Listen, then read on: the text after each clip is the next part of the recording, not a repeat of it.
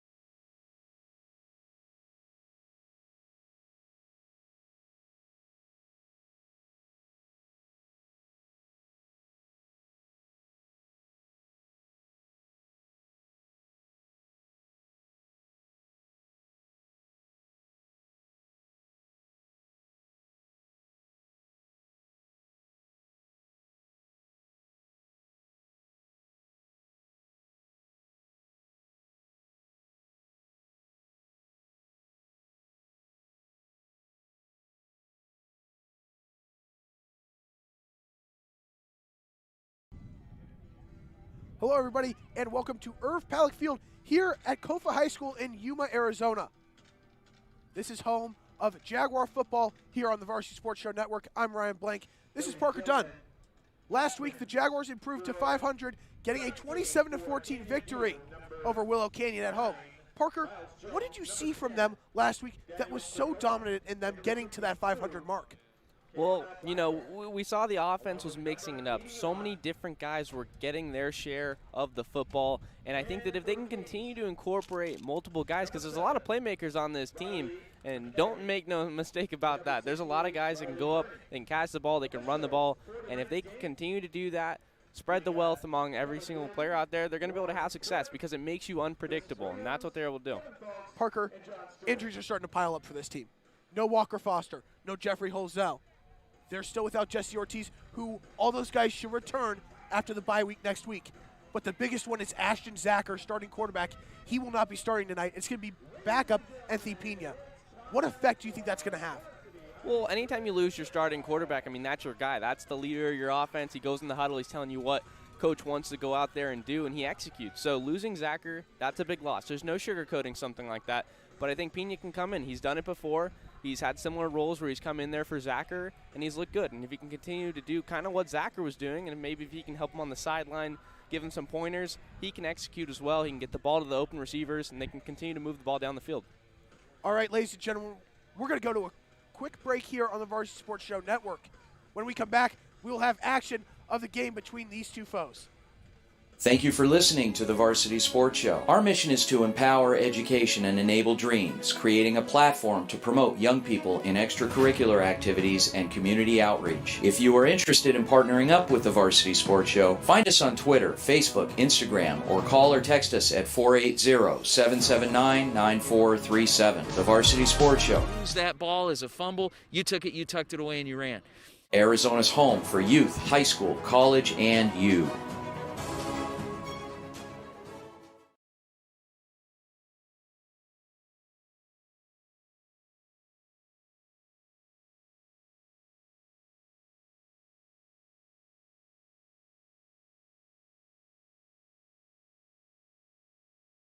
We are moments away from kickoff here at Kofa High School between the Kofa Kings and the Canyon View Jaguars.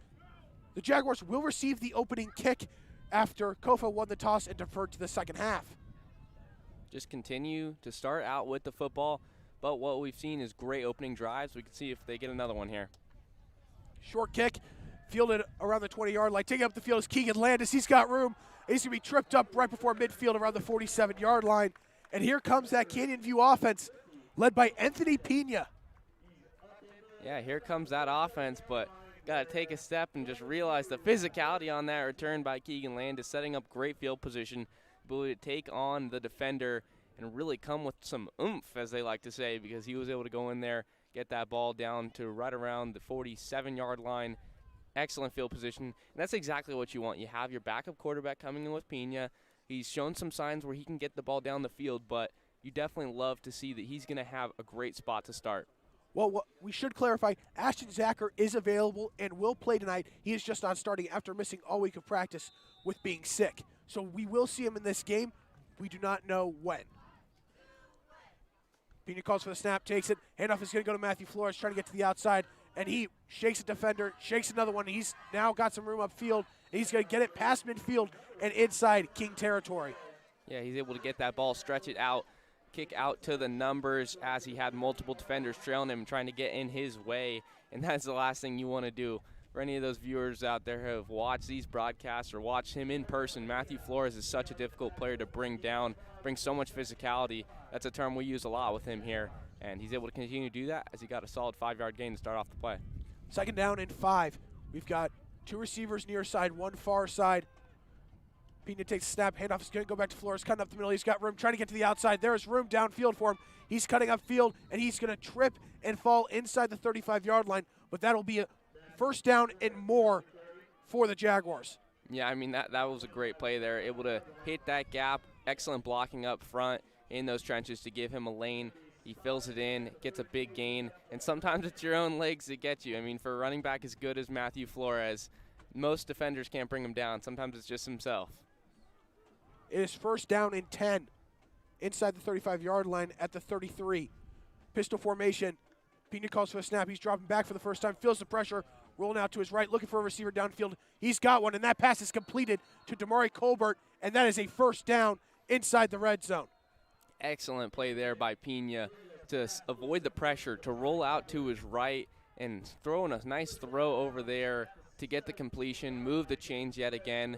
We know how good this run game is, but to be able to see him throw the ball down the field and hit the open man, it's a good sign to see so far. First down inside the red zone at the 17-yard line. Bad snap goes past and Pena jumps on it, but that's going to be a huge loss. Yeah, just wise in doing so, though.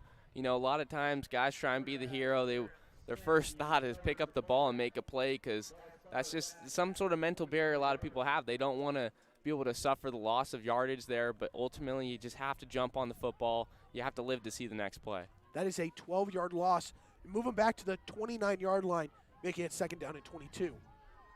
Yeah, second and 22. Big down here for Pena and the offense to try and convert here. At least set themselves up well. That's really all you can ask for. Get yourself in position for that next play. Two receivers near side, one far side with Flores in the backfield. Pena takes a snap, and he's facing pressure right away, and he's going to be brought down for a sack.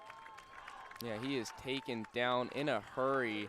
A little bit of miscommunication, perhaps, as he kind of just stood there, took on those multiple defenders who got on through as that offensive line was going up the field, looking ready for a potential play where they were going to have to go down and block. But just not the best execution there from Canyon View. That's going to make it third and even longer.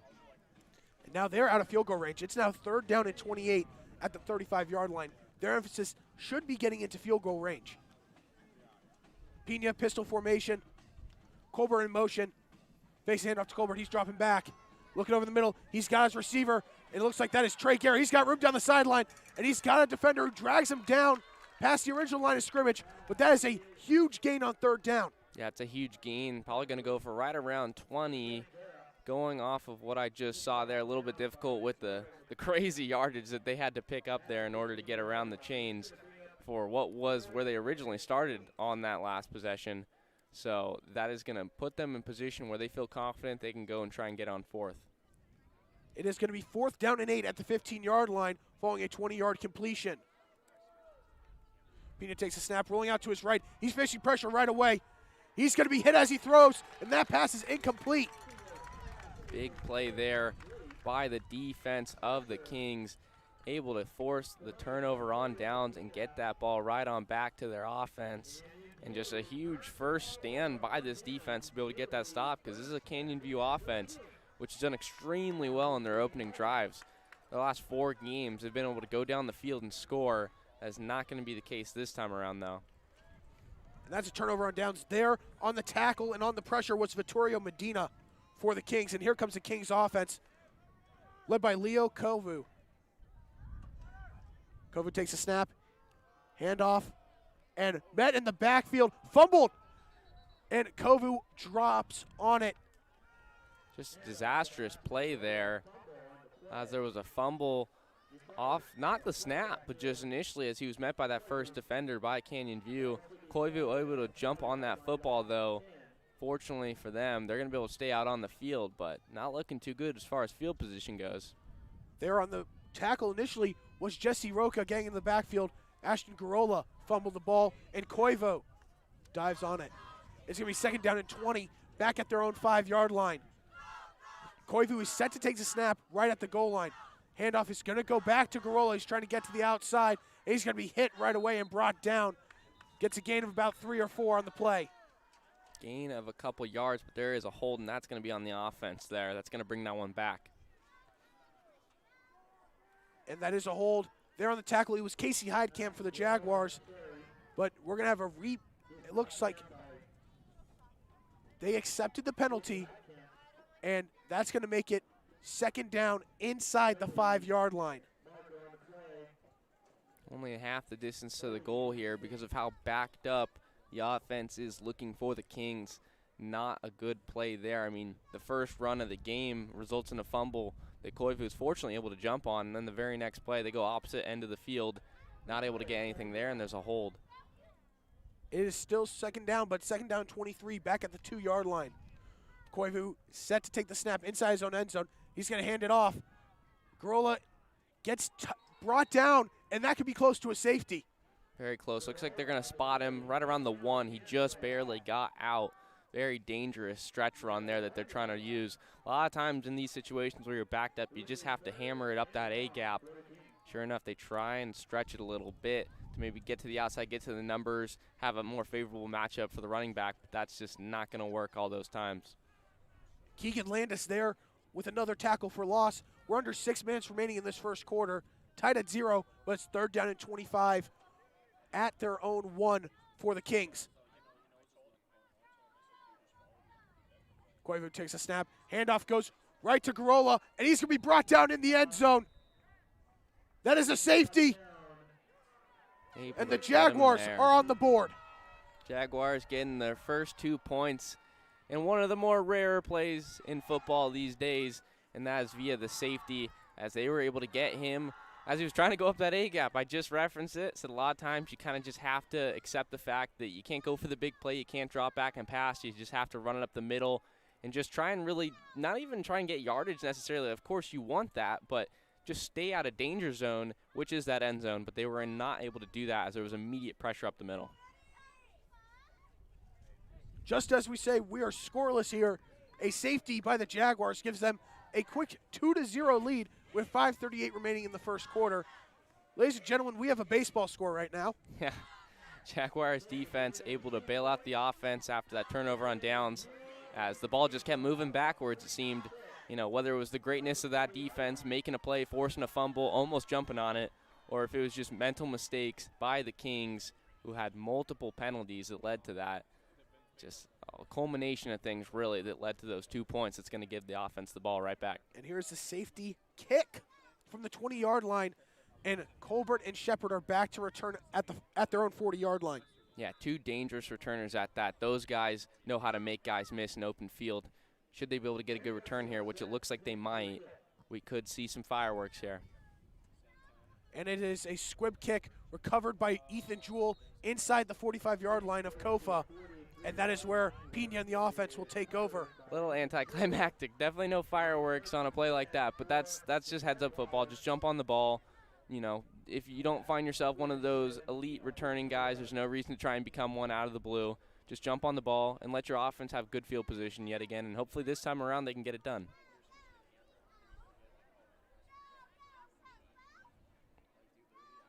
It's going to be first down and 10 at the Kings' 42-yard line for the offense. We've seen some times throughout this season where the Jaguars' offense was backed up in their own territory. This is not going to be the case so far tonight. Great field position on both drives. Pistol formation. Pena takes a snap, drops back to pass, and that pass is overthrown, incomplete, intended for Anthony Munoz Ramirez, who had his first reception and touchdown of the season last week in his second game back from an ankle injury. Bit of an overthrow there by Pena, but based on the body language of him kind of directing with that left hand of his, that little motion, looks like maybe there might have been a little bit of a miscommunication, maybe a different route that he was expecting to be ran there. This time Pena is going to fake the handoff, go over to Colbert in the flat. He's got room on a screen pass, and Colbert's got a first down. Yeah, he's going to pick it up. Extra little block there at the end to help him out, just to make sure he can get that yardage and pick up the first. Pena faked the handoff, went to the outside with Colbert. That's a first down, but we've got a referee limping after he took a hit himself. Yeah, I mean, you got to be careful out there doing your job as an official. They're right there in the action, so you just never know when one of those guys is going to come towards you, and you just got to be quick on your feet. It is now first down and 10 at the 30-yard line. First down, great field position, continue to move the ball down the field, hoping to result in an end zone here. Colbert in motion. Handoff is going to go to Colbert on an end-around pass. He cuts up field, trying to get to the outside. He's got room. He's going to be pushed out of bounds, but there's a flag in the backfield. Yeah, I mean, we just saw with that play alone the ability to make guys miss. If you give him some room, he can really make the most of it. But there is a penalty, and all signs are indicating that that is going to be a hold that allowed that play to occur. Waiting the call from the head official, and it is holding on the Jaguars. Their first penalty of the night is going to push them back on first down. Yeah, I mean, any chance I get to throw out the topic of penalties, I love to, because this is a team, Ryan, where we saw very early on in the year they committed way too many of them. But they've really seemed to clean up a little bit under Coach Garrett. It seems like he's really hammering it in to make sure they're able to limit them, whether it's at practice or whether it's watching film. This team has definitely cleaned it up a lot. It's now first down and 20, back at the 40-yard line. 4:43 remaining in this first quarter. 2-0 Jaguars. Pena takes a snap. He's dropping back. Looks over the middle of the field. He's got Colbert, and that's going to gain about 10, getting back to the original line of scrimmage. Yep, getting those 10 penalty yards off that last play's holding call, getting all those back, but still remains the previous 10 that they're going to have to go and get. And, you know, should Pena be able to hit those open receivers that easily, get the ball out of his hands quickly, like all good quarterbacks are able to do, looks like they'll be able to pick up a first here. Second down and 10, back at the 30-yard line. Pena takes a snap, runs into Flores as he hands it off to him, and Flores is going to be hit at the line of scrimmage. Certainly one of the more unique handoffs I've seen, as Matthew Flores got that ball out of Pena's hand and was really trying to show that physicality. I know I just referenced that word, but even with his own teammate, just trying to show that he's able to meet defenders at the point of attack and really lower the shoulder. Unfortunately, though, that was no defender. That was his own teammate. Gain of nothing on the play. It's going to be third down and 10.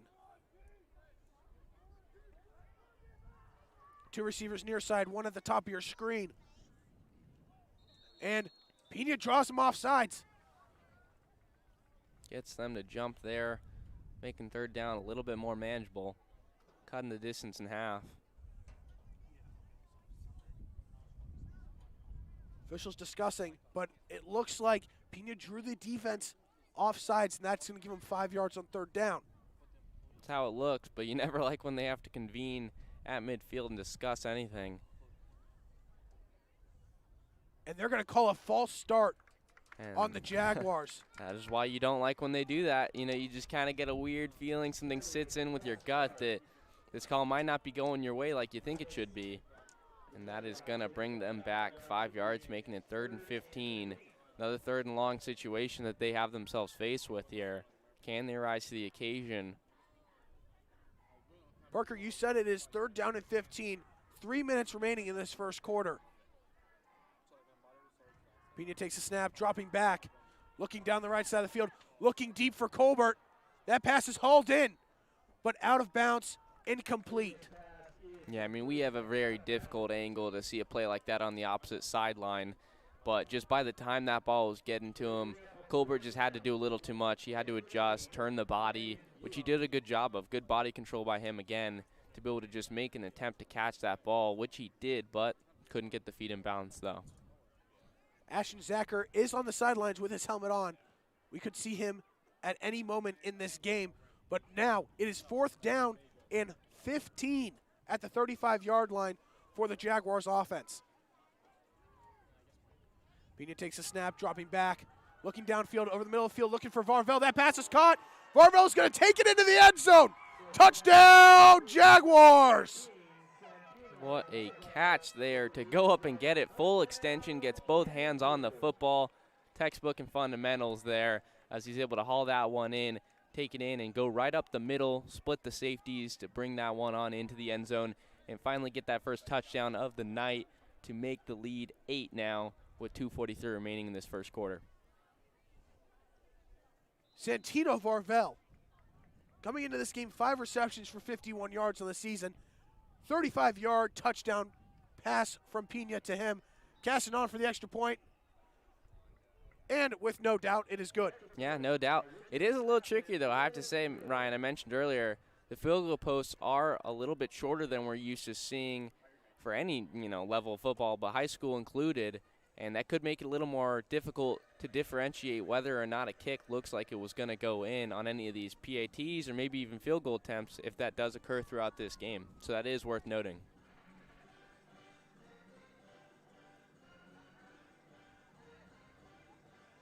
Here comes Caston for the kickoff with 2:43 remaining in the first quarter. The Jaguars lead 9-0 following the touchdown pass from Pena to Varvel. 9-0. Caston, one of the better high school kickers you're going to see out here. But, folks, if you're joining us late, no, it was not 3 straight field goals by him. While he is very capable of that, it was a weird little safety play to start the game. Defense, the first one to get points up on the board for the Jaguars, and then the offense is able to follow it up themselves.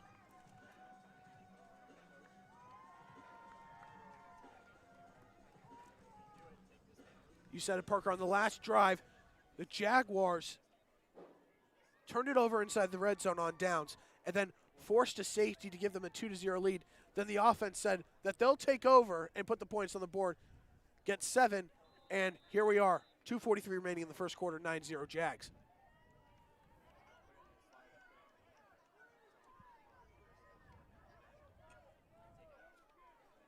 Back to return for the Kings is number 6, Benjamin Flores. And back deep is also Medina. Flores takes it, he fumbles it, and that ball is on the ground loose, but it looks like the Kings jumped on it, and they did. And they will take over around the 24-yard line with 2:37 remaining in this first quarter. Kings catch a huge break there, being able to jump on that ball. A muffed kick right there, right off the hands. Really just, you know, one of the things that coaches always teach players is that you got to catch it with your hands. I mean, not so much on kickoffs or on punt returns, but they really emphasize that because those shoulder pads are so bouncy, and that ball sure showed it there as it bounced off. Able to get on top of it, though. Koivu back out for his second drive. Receiver in motion, that's Gabriel Rodriguez Suarez. Garola with the carry, and he's going to be brought down behind the line of scrimmage on first down. Brought down by multiple Jaguar defenders, as the theme for this season has just been dominance by this defense. The defensive line's able to get there so quickly. They disrupt really whatever an offense wants to do against them. Secondary is always legit. They're always in position. It's just such a good unit overall. There's really not enough positive comments that we can have about this defense. This looks so good, especially in these last couple games. Gain of 0 on the play. It's going to be second down and 10 at the 24. Koivu in the shotgun. Rodriguez Suarez in motion again. Handoff is going to go back to Garola, and this time he's going to be brought down for a big loss. Stretch run to the numbers, and you know, you just have to bring into question at some point with the play calling of Kofa that there's just going to become some sort of level of predictability if they're going to keep running this ball. And, you know, there's a variety of reasons why a team might go to it. You know, it could be your bread and butter. That's just what seems to work best for the team. That's kind of the scheme they run, but it just becomes predictable. So it's really going to be an easy night for this defense if that's all they have to rely on. They have not attempted a pass play yet. And this could be the time as we approach a minute left in the quarter.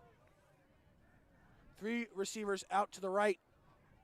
Koivu takes a snap, fakes the handoff, rolling out to his left. He's looking to run it. Garrett Hager is there, and he's going to bring him down. He's going to be well short of the line to gain, and it's going to bring up fourth down. Yeah, Koivu taking it himself, trying to pick up the first, a little bit short there, a couple more yards to go here on fourth down.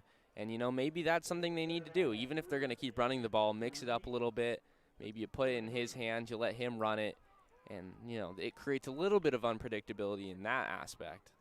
Here comes the punt unit for the Knights.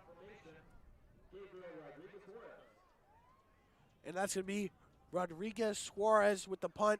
We are under 20 seconds remaining in the quarter.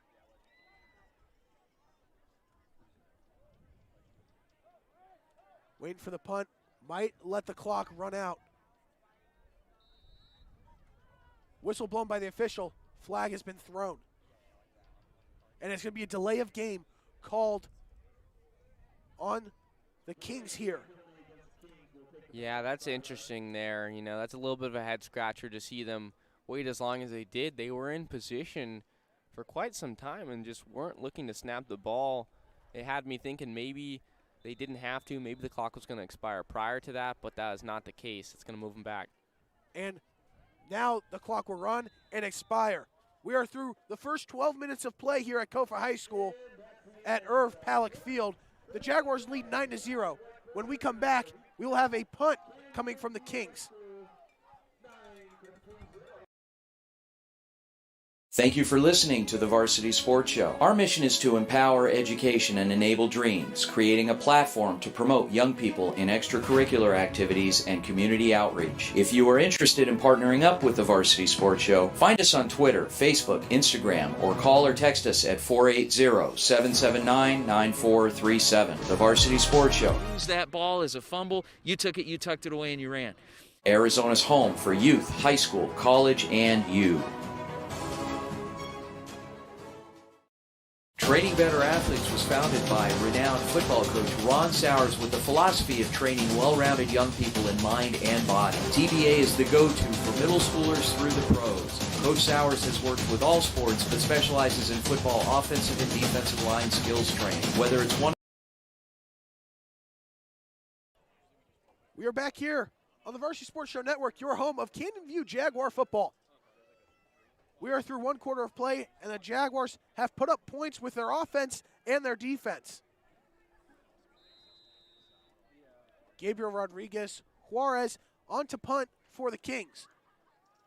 Takes the low snap, gets it off. It is a line drive punt short.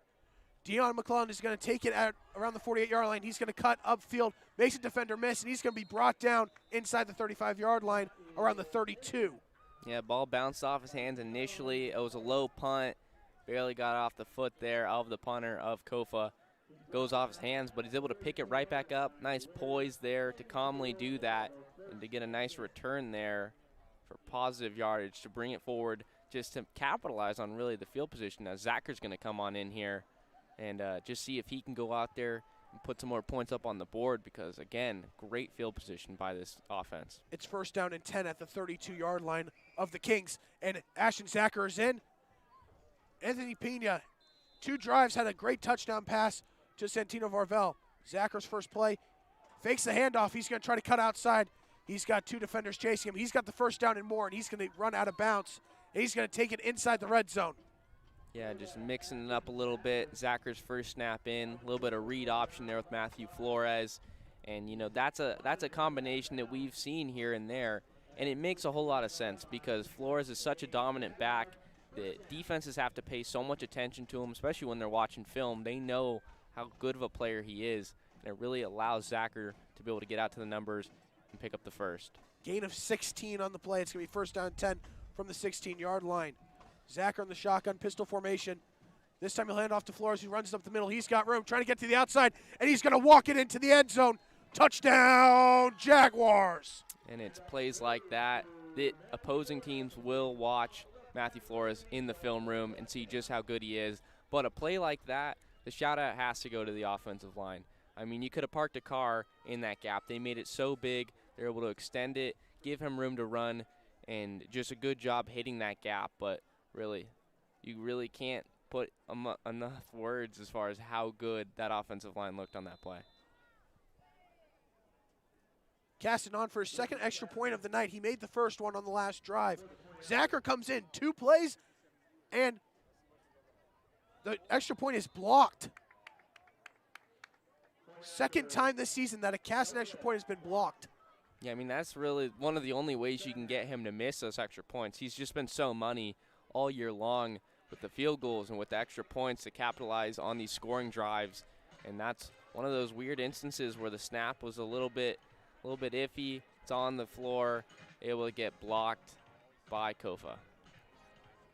Ashton Zachar comes in, 2 plays. He runs it himself for a gain of 16, then gives it off to the star running back, Matthew Flores, who takes it into the end zone from 16 yards out. Jaguars lead 15-0 here with 11:09 remaining in the first half. Double-digit lead for the Jaguars.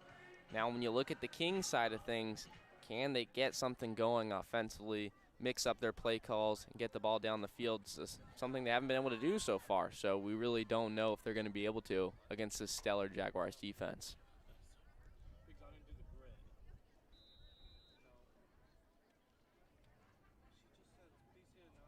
Caston on for the kickoff. Back to receive is Medina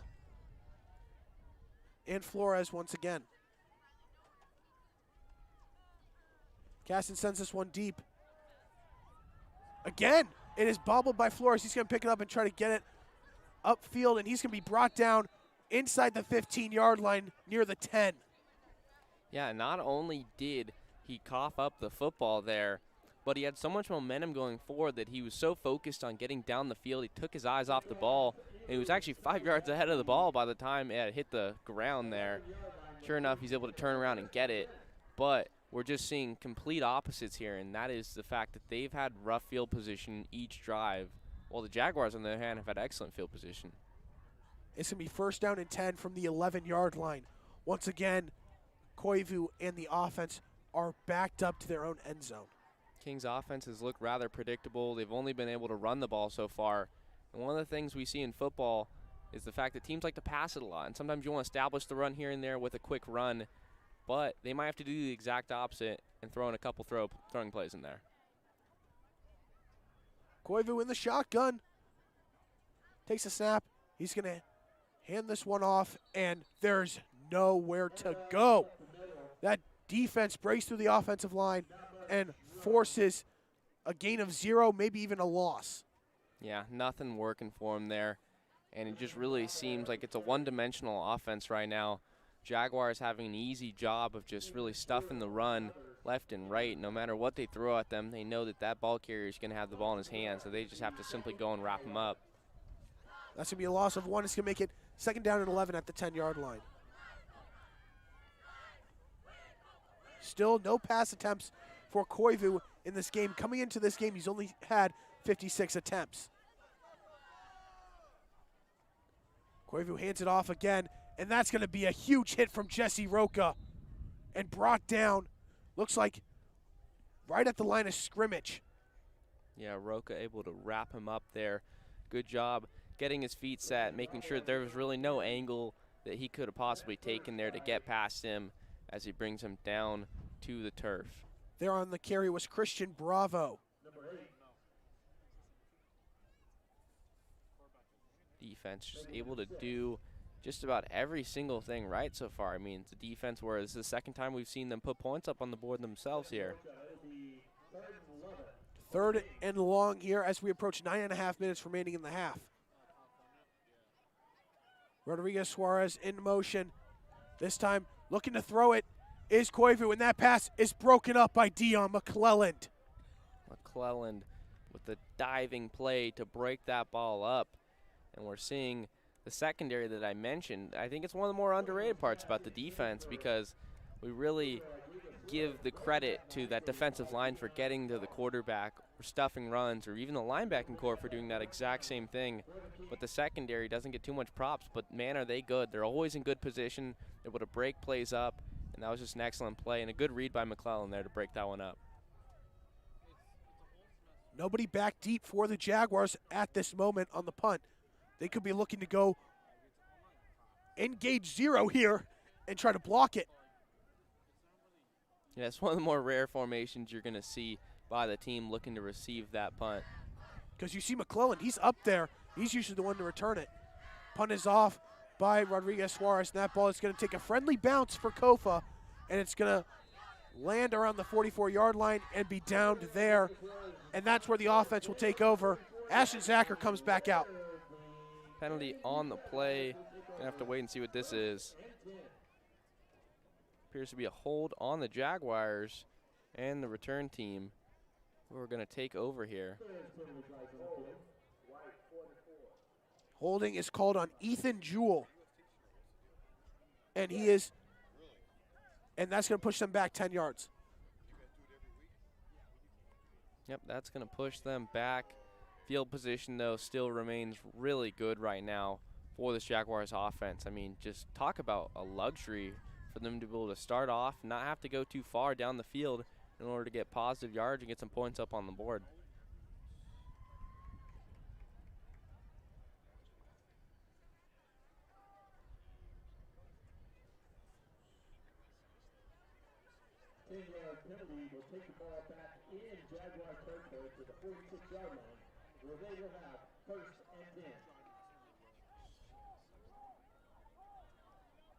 First down and 10 for the Jaguars at their own 46-yard line after the holding penalty.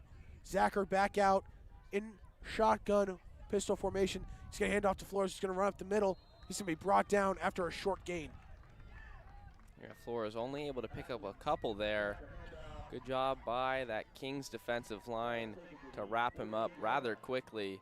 Something that you just don't see too often from many defenses that go up against this Jaguars offense. It's going to be second down and 8 after a gain of 2 from Flores. Got 2 receivers near side. That's Jones and Colbert. Far side is Varvel. Handoff goes back to Flores, running it up the middle. He's going to push forward. He's going to get close to the first down, but he will not get there. And the ball came out at the end of the play, but after the whistle was blown dead. So it's going to be third down and short for the Jaguars. Yeah, it was a nice strip there at the end, but the whistle had already been blown by the official, calling it for forward progress as he wasn't going to go anywhere after at that point. So that one is not going to count for a fumble on the stat sheet. Just another solid run by him, able to bulldoze his way for a couple extra yards. Third down and 2 at the Kings' 46-yard line. Under 8 minutes remaining in the half. Handoff will go to Flores again. He's going to body his way up the middle. He's got the first down and a little bit more, and that'll move the chains. Yeah, and that's just where you love having a guy like Matthew Flores on your football team. Being able to get those gritty yards. And what I mean by gritty is just those difficult ones, those third and fourth downs where you need 2 or 3 yards. And he's not only able to do that, but he's also able to tack on a couple extra at the end after already picking up the initial first. And those are the kind of runs and the kind of plays that you just need to be able to have as an offense. First down and 10 at the 41-yard line for the Jaguars. Flores is coming off of his second straight game with at least 100 yards on the ground and 2 scores. Yeah, I mean, just kind of seems like an expectation at this point, which is a very lofty one, but one that he's easily able to achieve. Zacher fakes a handoff looking over for Varvel, but that pass is underthrown, incomplete. Yeah, that one just a couple yards short. Not able to deliver that one forward, just right in at the feet of Varvel, as he's going to have to get a little bit more under that one if he's going to be able to hit him up next time. It's going to be second down and long for the Jaguars offense. Second and long here. Zacher remains poised, though. He knows what his role players can do, the kind of guys that he can get the football to. And he knows whether it's Flores, Colbert, Varvel, there's going to be an open man he can hit up. Handoff goes to Flores. He's going to run up the middle, tries to cut outside. He's got the first down and a lot more, and he's going to be pushed out of bounds inside the 20-yard line. Another huge run from Matthew Flores. Big run's going to set up a red zone play here for the offense. Just another example of the kind of runner he is and the kind of offensive line play. They open it up for him. He hits it hard, and he gets out to the numbers. That's something he's able to do. He has really underrated speed, and that acceleration, that second gear that he's able to kick into once he gets to that next level is what really separates him from most running backs. Gain of 25 on the play. It's going to be first down and 16. First down and 10 at the 16-yard line. Single coverage on near side for Varvel. Now they're going to switch fields. Colbert and Jones are going to be on your near side. Top of the screen is going to be Varvel, still in single coverage. Fakes the handoff. Going over the top to Harvey. Incomplete. Off his hands. Looks like a penalty flag was thrown there. And he did have him. He just went right off the hands. Unable to bring that one in for what maybe could have been a touchdown. But I say maybe because we're not sure what the penalty was. So maybe it wouldn't have mattered either way. Looks like it's going to be on the Jaguars as the ref is getting ready to move the ball back. Yep, so just like that, we can confirm that it did not matter. The drop is practically the same thing as if he had caught it because that ball's going to move on back. Pass interference on the offense. That's going to move him back 10 yards. It's going to be first down and and 20 from the 20, looks like the 29-yard line. That's a huge loss of 13 on the play. Lots of yardage ahead of them. Jaguars offense going to have to try and pick up some of it one play at a time, kind of chip away and set themselves up.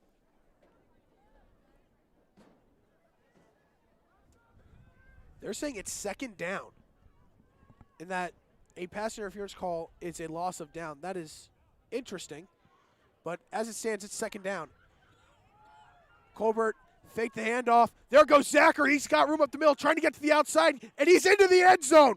Touchdown, Jaguars. And he has it. Fakes the handoff to Colbert there. That's been one of those players, Colbert, that's been a guy that even when he's not touching the ball a lot throughout the game, and he's not breaking off big runs when he's in motion or whether he's catching big touchdown passes, he's a guy that's proven he can do that. So he's able to be a decoy in this situation because defenses just have to respect the possibility of him getting the football in his hands, allowing Zacher for another big run. Zacher's first rushing touchdown of the season. He's had 2 big runs in this game. His first one going for 16, this one going for 29. Casting on for the extra point, and he bounces back. That one is good. Yeah, I mean, Zacher's had some big runs here and there, whether it's picking up a first in short yards, distance situations, or whether it's getting some of those bigger chunk plays.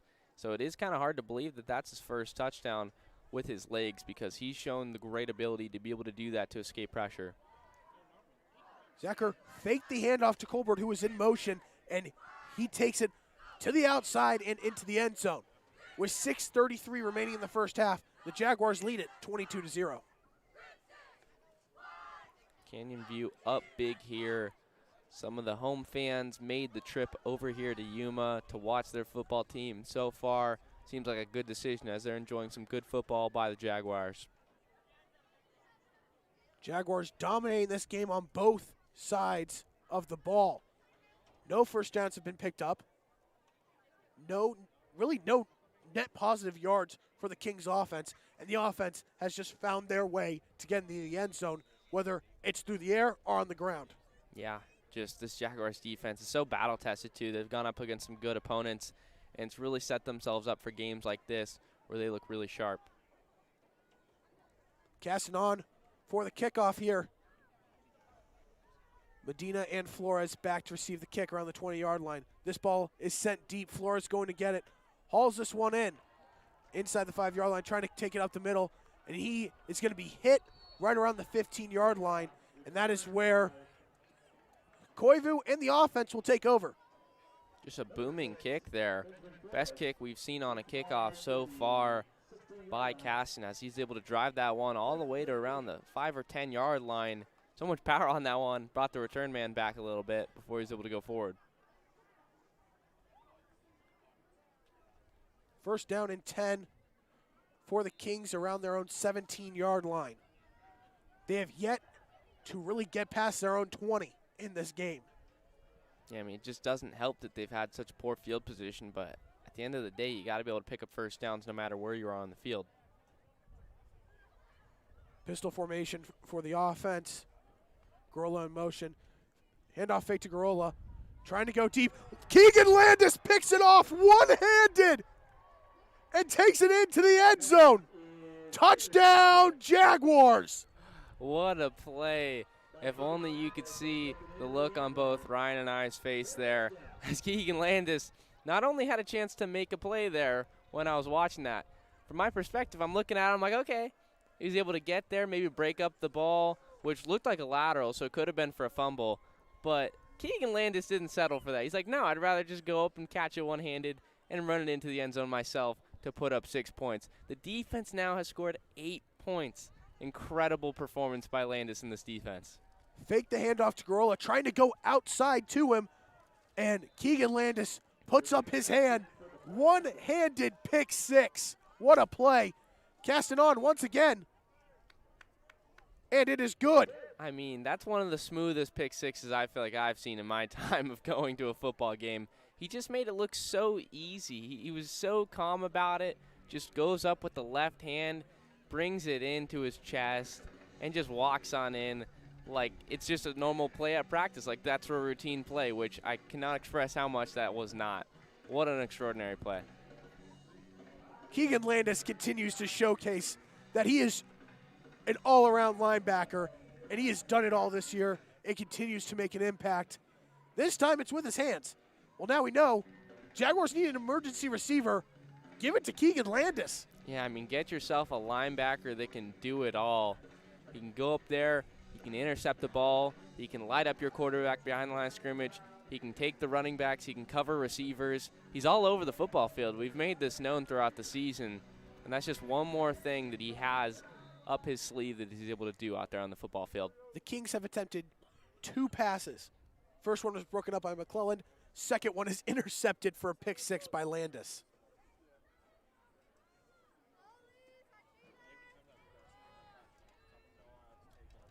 Casting on for the kickoff, and it is off. Looks like Flores is going to go get it. And he fumbles it once again inside the 5-yard line, picks it up at the goal line, and they're going to call it a touchback. Yeah, I mean, really got bailed out there by that call by the official because that's just not how you want to start the play. That's not a good way to return the football and try and give your offense some better field position, something that they have not been able to do up until this point in the football game. And that ball just went on backwards, and that's not what you want to see if you're a Kofa fan.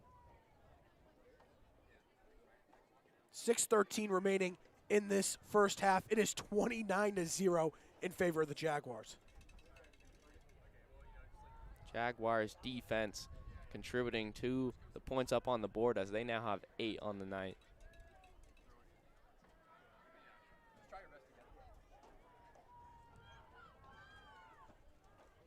Handoff is going to go to Garola. He's got room on the outside, but here comes Dion McClellan making the open field tackle.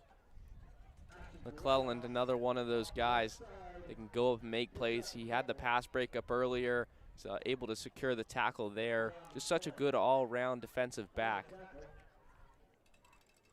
McClellan has had his impact today with the pass breakup and open field tackle. That could have been first down yardage for the Kings. Able to wrap him up for a short gain.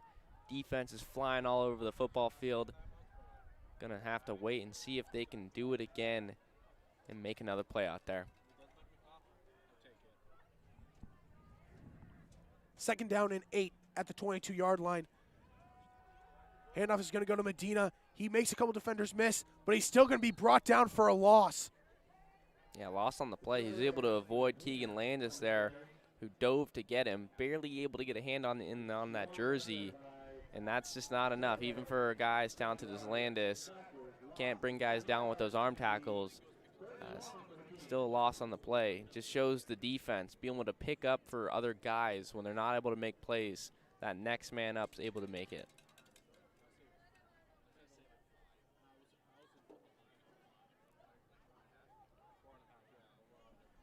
Loss of 1 on the play. It's going to be 3rd down and 9 at the 21-yard line. Handoff is going to go to Medina once again, and the ball is stripped, and the Jaguars have jumped on it. It's Roca. He picks it up, and he's going to take it in the end zone. Touchdown, Jaguars. Add on 6 points to this defense. They continue to score. They have the safety to start the game. Keegan Landis gets a pick 6 right around the end zone territory when Kofa was backed up. And then right there's a strip play that is returned for a touchdown. This defense has now contributed for 14 of the 35 points as they look to tack on one more and make it 36 on the night. With 4:27 left in this first half, this team is buzzing right now. It's the offense, and it is the defense getting it done. This is why Canyon View has one of the best defenses in the entire state. Casting on for another extra point. He cannot catch a break with his leg. And the kick is off, but we have a flag thrown. And it's going to be encroachment on the Kings.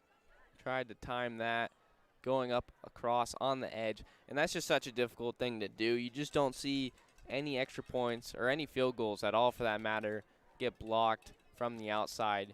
it's just so hard to time that snap. And even if you do, there's no guarantee that you have the gears to get there in time before it's kicked. Interesting thing there is that they blew the whistle dead prior to Caston kicking it. This time the extra point is up from Caston, and it is no good. Yeah, that's a big decision by them to have blown it dead because he had made it on that last play, but that's not going to matter. They find themselves up 35-0, and if you're just joining us right now, you'd think, okay, they just scored, 5 times and kicked the extra point 5 times, but it could not be more different with the way we started off with that safety. It's just been a really weird scoring game. We have a game where the defense has almost scored just as much as the offense has. And anytime you see something like that, you assume it's a really low-scoring game, but no, they still have 35 up on that board. 4:27 remaining in the first half. Is 35-0 Canyon View over Kofa High School. The defense has scored twice with a pick 6 and a fumble return touchdown, but add on top of that a safety. They're doing it all. I mean, they're scoring every way possible. I mean, I can't think of any other ways they could possibly score. Correct me if I'm wrong, but you do it through the air with the pick 6, you do it with the fumble that you return, and then the safety to start off this football game. It's like, wow, what more could you ask out of these guys? Once again, Caston's on for the kickoff. Medina and Flores back to receive. Back around the 15-yard line. This one is sent deep, going towards Flores, and he's going to let this one bounce. And it's going to stay in play, and Flores picks it up, and he's going to get hit hard by Colbert. And he's going to be hit out of bounds around the 10-yard line, and that is where the offense will take over. Looks like he was expecting that football to take a bounce out of bounds for what would have been a penalty on the Jaguars, but it kind of just lingered. It just stayed there. It looked like a really good punt when you're able to see a team pin another team around that 5-yard line, because that thing just bounced straight down back onto the ground, and he had to pick it up there as he was tackled immediately. It is first down and 10 for Koivu and the offense. They are backed up once again at their own 10-yard line. It's difficult because you want them to mix up with more passes, but they're so backed up that you kind of just have to go the run. Koivu takes a snap. He's going to hand off to Garola, trying to get to the outside, and multiple Canyon View defenders are there to make the play. What we're seeing is that they're having a lot of stretch runs. They're trying to push it out to the numbers because they know how good this Jaguars defensive line is. That interior is able to just wreak havoc immediately up the middle, making any runs up that A-gap nearly impossible. Gain of about 2 on the play, making it second down and 8. One of the few plays in this game where there's been positive yards to speak of for this Kings offense. They're going to have to try and chip away, do a little bit more of that if they're going to be able to pick up a first. Under 4 minutes remaining in the half. Pitch goes out to Garola, and a huge hit made by the Jaguars defense. And who else is there? It's Keegan Landis alongside Casey Heidkamp making the play. Talk about, here comes the boom. What a massive hit delivered there by that linebacking core as they just punish these poor running backs. Every team they face, they have a really big pop in those shoulder pads as they're able to deliver a big hit there for an even bigger loss, as that was a loss of about 7 or 8 yards, it looks like. It is a loss of 8 on the play, and they're backed up inside their own 5-yard line at the 4. Empty backfield set, but Koivu is calling a timeout, and he'll get it. With 2:57 remaining in the first half, Koivu calls the Kings' first timeout, and with that, we're going to go to a short break here on the Varsity Sports Show Network. Training Better Athletes was founded by renowned football coach Ron Sowers with the philosophy of training well-rounded young people in mind and body. TBA is the go-to for middle schoolers through the pros. Coach Sowers has worked with all sports but specializes in football offensive and defensive line skills training. Whether it's one-on-one or group training, reach out to Coach Sowers at trainingbetterAthletes.com or call him at 602-435-9064. You can't cheat the grind.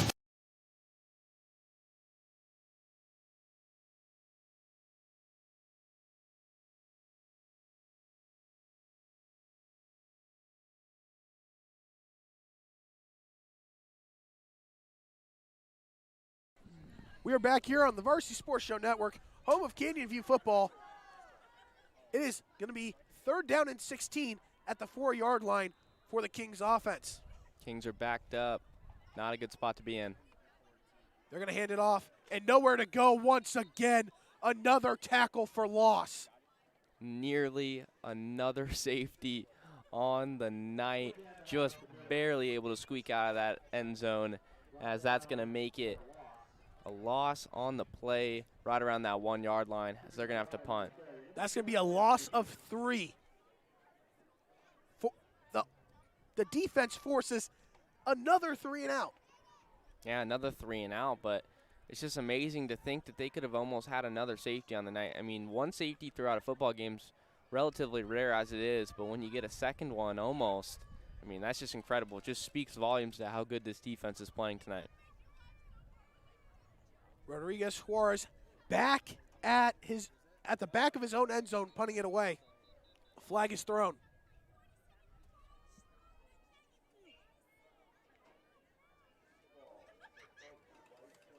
Encroachment on the Jaguars. That's going to move it up 5 yards.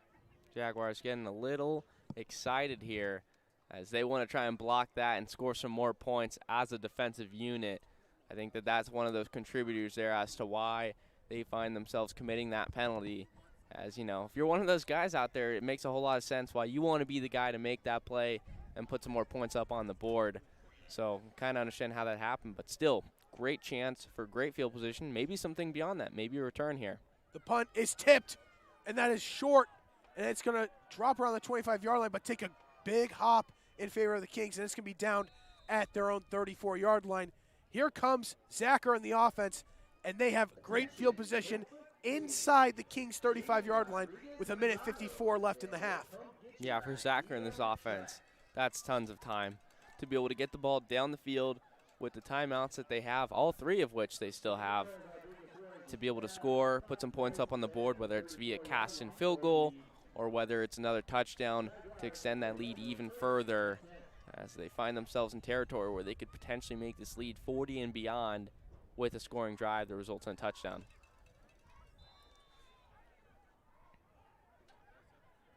Flores alongside Zacher in the backfield, shotgun. Varvel in single coverage near side, 2 receivers at the top of your screen. Looking downfield for Colbert, and that pass is just overthrown. It was actually intended for Anthony Munoz Ramirez. Zacher had him open, nobody in sight, but overthrown, incomplete, making it 2nd down and long. Munoz was wide open there, and I cannot stress enough the definition or the term wide, because there was nobody within 30 yards of him on that play. Huge miscommunication by that secondary. He was not taken into account, left him wide open, but Zacher just had a little bit too much on that ball. Trips to the left here. Munoz Ramirez in single coverage. Zacher drops back, looking downfield again for Munoz Ramirez. This pass is just overthrown and incomplete once again. Looks like Ramirez stopped his route and just went over his hands. Yeah. It's going to be 3rd down and long. Yeah, I mean, that was an overthrow, but I like what you mentioned there, Ryan, because that is true. He definitely could have had a more legitimate chance at getting that ball had he taken one more step. I think that's one of the things the receivers do a lot of times, and that's you kind of try and set your feet, get ready to jump up and catch that ball, when really you have more time than you think, and you can maybe take one more step in that direction to increase your opportunity at getting that football. 3rd down and 10, pistol formation. Demarion Shepard in motion. He's going to take the handoff on the end around. He's cutting upfield. He's got room, cutting up the middle. Nobody's going to get him until inside the 10-yard line. That is a touchdown-saving tackle. It's going to be 1st down inside the 10-yard line. What a burst of speed there. I mean, that was one of the more unique ways to run around the football field. Initially, he gets the ball, cuts out to the numbers, and he comes right on back in as if he's running a post route as a receiver, gets to midfield, and is barely tackled. Almost got through that entire defense there. Under 120 remaining in this first half. Shepard, 27 yards on the run. It's 1st down and 7 at the 7-yard line. Pistol formation. 2 receivers to each side of Zacher. He's going to hand it off to Flores. He's going to take it up the middle and straight into the end zone. Touchdown, Jaguars. Able to just easily walk on in to the end zone untouched. Offensive line creating a huge hole for him to hit and really just making his life so much easier when you don't have to bulldoze through multiple defenders. It's so much nicer when you can just go right up the middle untouched.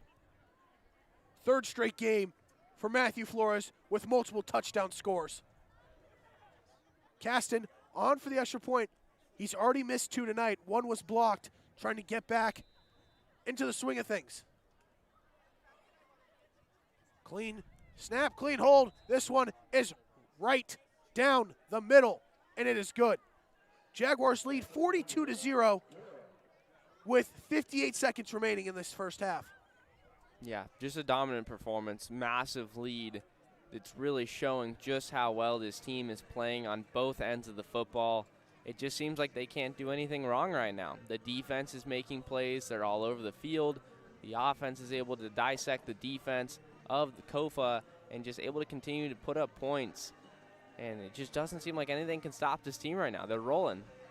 Looks like on the sideline here, Koivu is under center, looking to take a knee to end the first half. The Kings will receive the opening kickoff of the second half.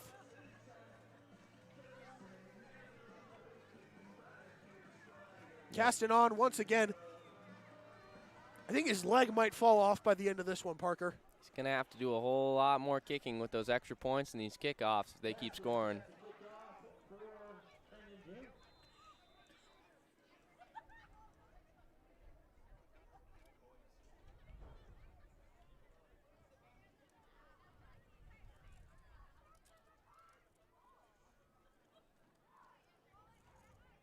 Flores and Medina once again back to receive. And the kick is off from Caston. This time Medina's going to take it. No, this time it's Rodriguez Suarez who's trying to cut to the outside.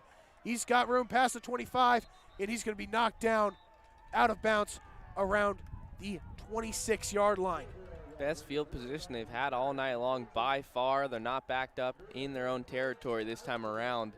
But with 51.7 remaining, they might just end up taking a knee here, or at the very least just run it 3 straight plays to make sure that they're able to get off this football field without allowing any more points. First down and 10 at the 27-yard line. Like you said, Parker, this is the best field position they've had all game, and it looks like they're not even going to try to use it. Yeah, I mean, it's almost insult to injury to be in better field position, but for it to not really matter based on the situation they have in the game. Koivu takes a kneel, and the clock is going to run. He will probably have to take one more knee to end this first half.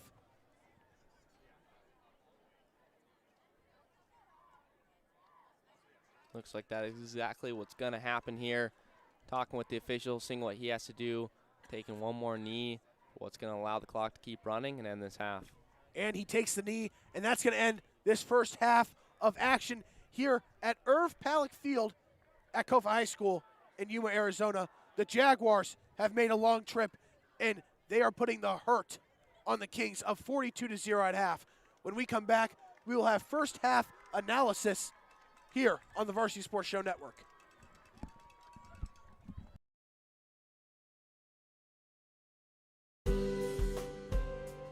At Angel Dentistry, our focus is to provide the highest quality and comprehensive family and cosmetic dentistry care. From checkups and cleanings to advanced issues like gum disease and implants, Angel Dentistry will provide an array of dental services to meet all of your family's needs. With extensive experience in using the latest dental techniques and state-of-the-art technology, visit us online at angeldentistry.net for more information or call to schedule your appointment today. Hey guys, Vince here to talk to you about a good friend of mine named Bob Jenkins. Bob is a Marine Corps veteran. Bob and his younger brother DJ own Vets Built Contracting. For 5 years, they've been hiring and putting veterans to work. Vets Built is licensed, bonded, and insured, both residential and commercial, specializing in renovations, remodeling, new build, casitas, safe rooms, or small commercial TI work. If you're a skilled veteran looking for work, a homeowner in need of work, or a commercial business needing TI work, please call Bob or DJ at Vets Built at 480-584-3675. Are you unable to do the things you love? Do you know your daily habits could be better to enhance your quality of life? Are you suffering with chronic pain or chronic illness and can't find the right solution that works for you? Fix Body Group was created so you have a team of professionals to help you achieve your health goals and get you back to doing what you love again. In Scottsdale, go to fixbodygroup.com or call 480-795-5329. Fix Body Group, proud partners of the Varsity Sports Show and Fitness Minute with Tyler Mayer. 24th Street Dental Biltmore is the place to go for cosmetic dentistry and Invisalign. Doctors Braden, Turner, and the team are ready to put your dental needs first. They are the Valley's Invisalign experts. Schedule a free exam today and mention the Varsity Show for complimentary in-house whitening. From cleanings to more comprehensive dental, 24th Street Dental Biltmore in Phoenix is the first step toward a healthier smile. Located in the heart of the Biltmore, call or stop by 602-468-1135. Proud partners of the Varsity Sports Show. Thank you for listening to the Varsity Sports Show. Our mission is to empower education and enable dreams, creating a platform to promote young people in extracurricular activities and community outreach. If you are interested in partnering up with the Varsity Sports Show, find us on Twitter, Facebook, Instagram, or call or text us at 480-779-9437. The Varsity Sports Show. Use that ball as a fumble. You took it, you tucked it away, and you ran. Arizona's home for youth, high school, college, and you. Training Better Athletes was founded by renowned football coach Ron Sowers with the philosophy of training well-rounded young people in mind and body. TBA is the go-to for middle schoolers through the pros. Coach Sowers has worked with all sports but specializes in football offensive and defensive line skills training. Whether it's one-on-one or group training, reach out to Coach Sowers at trainingbetterAthletes.com or call him at 602-435-9064. You can't cheat the grind.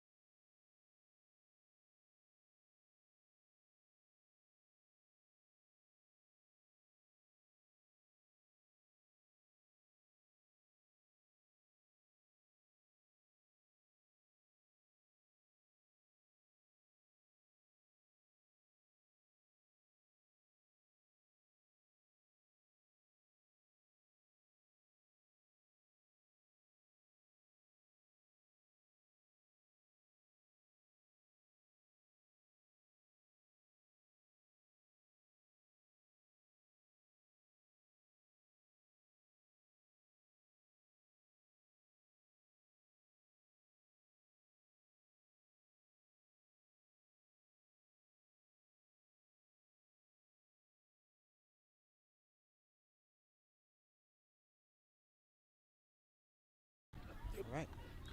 Hello, everyone. I'm Tony Acevedo, coming back from the sideline with Coach Garrett. Coach, how are you feeling tonight?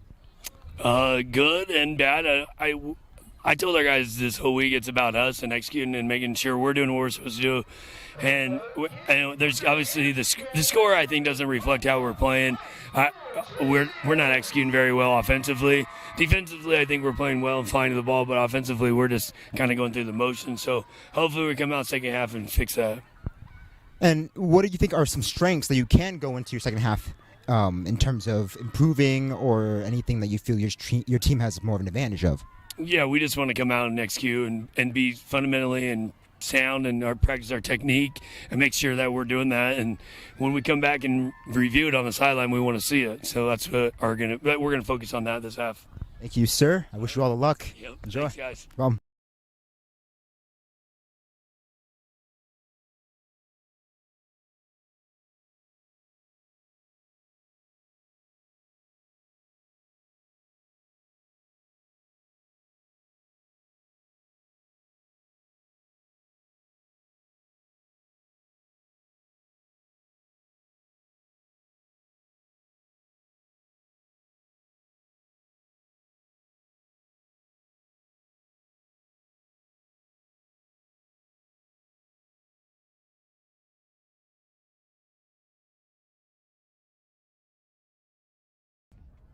Welcome back to the Varsity Sports Show Network. We are winding down on the halftime clock, but let's go over the first half, Parker. What has Canyon View done that can upset a coach? Well, I mean, what they've done to upset a coach as far as for Coach Garrett's or for the opposing team? Coach Garrett's. For Coach Garrett's, I mean, not too many things. I mean, there's not too much that Coach could be mad about because they've done everything right. And I asked you to clarify because what they have done that's made Coach Garrett's happy is they've made Kofa very upset on their sideline because they've done everything right. They've executed. They've been able to put points up on the board with the offense and even the defense, who has a whopping 14 points tonight, not including the extra points tacked on to 2 of those scores, which, you know, you can classify it as 16 if you want. But it just shows how well they're playing. And there really is no reason that Coach Garrett shouldn't have a smile on his face with how well his team's playing. Parker, our sideline reporter, Tony Acevedo, did say that Coach Garrett does want to see some more execution. Where do you think they can execute more? I know they had a couple penalties that killed their first drive. They've had different things pop up, but they've played a relatively clean game, dominant on both sides of the ball. What kind of things can they do with their execution to where you can say, we've done it all to the best of our abilities? Well, it's impossible to play a perfect game. There's no such thing. But what they can do is they can kind of limit those mistakes. And those are the penalties that you just kind of mentioned there. Because if they can do that, clean that up, so they're consistently having drives where that's not an issue, they're not moving backwards, they're consistently moving forwards, that's what you want to see out of this football team. Because when you have a half where you're up 42-0 going into the third quarter, that's as close as perfection as it possibly gets. So I think if they can just clean up little mental mistakes, the rest will take care of itself. For Kofa, this team has not been able to get a first down. They have not been able to really get any plays for positive yardage. What do they need to do to get themselves down the field? Well, it's a difficult thing to answer because what they need to do is they need to mix up the passing attack and the run game. And that's something that they haven't been able to do. They've only thrown 2 separate occasions. Both resulted in not so good plays. I mean, you look at the first one, it's a pass breakup by McClelland of the Jaguars, and then the next one's a pick 6 for Keegan Landis, who took it into the end zone himself. So nothing has worked with the air attack, but I just feel like they have to be able to do it because you can't keep running the ball because that's not working either. You're going to become too predictable. I said that after really the first drive because that's all they've been doing, and it only makes it that much easier for the Jaguars defense. So they have to mix it up. They have to get really creative is what it comes down to. Looking at it, who do you think Coach Garrett is going to bring out to be his quarterback in the second half? Do you think he's going to stick with Zach or try to get him a little bit more established with his passing game like he told us pregame? Or do you think they're going to go back to Anthony Pena? We're going to see both. I think that initially we're going to see Zacher to start the third quarter, but Pena's definitely going to get some reps out there. I think a lot of other guys, too, outside of Pena, that maybe haven't had a chance to come into the game. We're going to see them take the field. They have a big lead. That's what you like to see with high school sports. Some of these other guys can be able to hit the field and showcase their talents as well, and I think that that's what we're going to see. It's going to be a combination of the two. Parker, what do you want to see in the second half? What are you most excited about to see? Is it the defensive effort from the Jaguars and how they have just limited any sort of offense, or do you want to see some more air game from Zachary? I'm excited to see a lot of different things, but the biggest thing I want to see is I want to see if this defense can leave that goose egg up on the board. I want to see if they can get the shutout. It'd be the second time this season and the second time in the Coach Garrett's era. Let's see if this defense can continue to ball out and make it happen. All right, with that, we're going to go to a quick break on the Varsity Sports Show Network. When we come back, it'll be the second half of this matchup between the Kings and the Jaguars.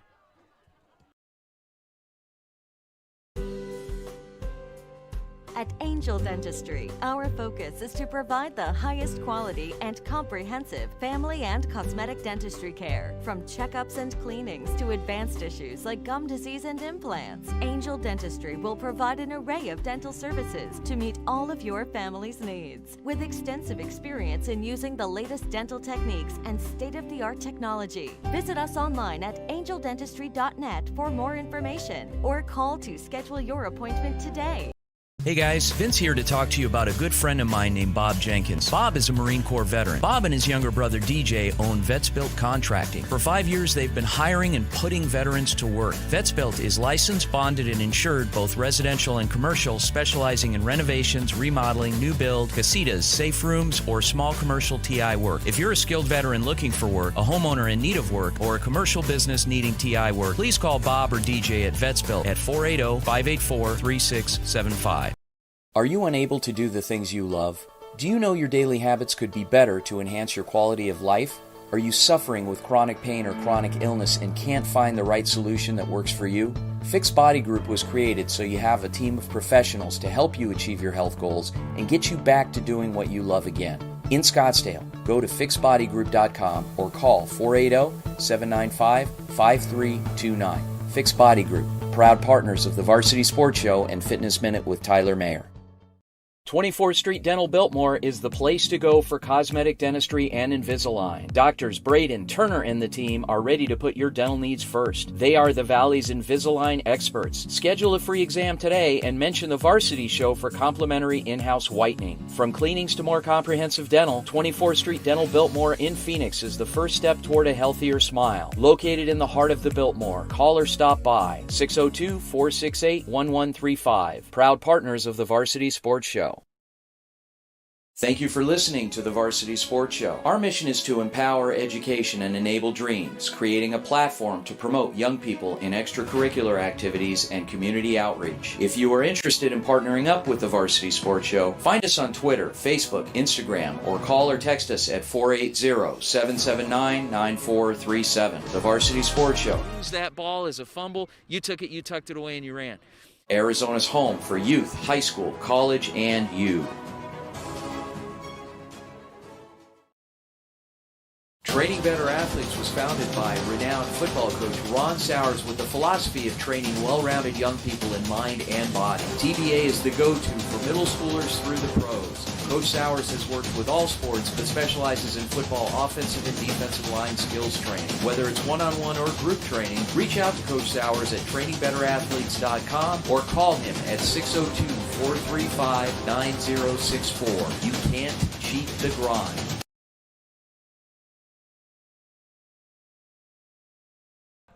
Welcome back to Jaguar football here on the Varsity Sports Show Network. We're getting ready for second half action here, and there's no other way to describe the first half of this game than utter dominance. Yeah, that's really the only way to put it. It's the only way to put it. You know, they've looked so good in every single way, shape, and form.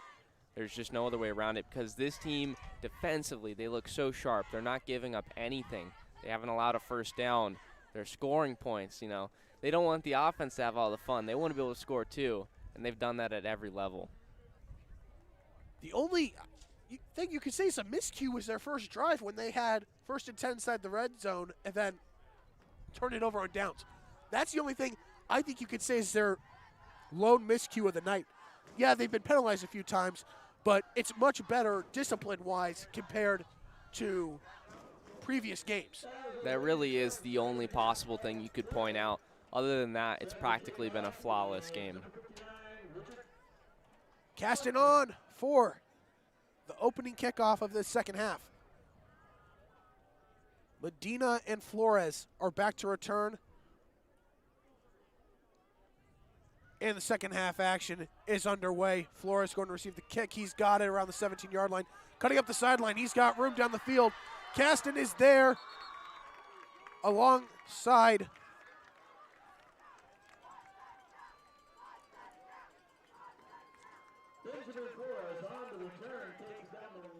C.J. Haley to make the play, and that is one way for this Kings team to start off the second half. Their best field position all night at their own 45-yard line. This is their best chance to get inside Jaguar territory. Yeah, the best field position that they had came at the end of the half as they just got it to around the 25 or so, which was the best at that point in the game after being backed up so many different times. So this is significantly better. It's the exact kind of start that they need as there's a running clock going forward with that 42-point lead that the Jaguars do possess. Rodriguez Suarez in motion. He's going to get the handoff on the jet sweep, and he's going to cut inside, and he's going to get close to a first down.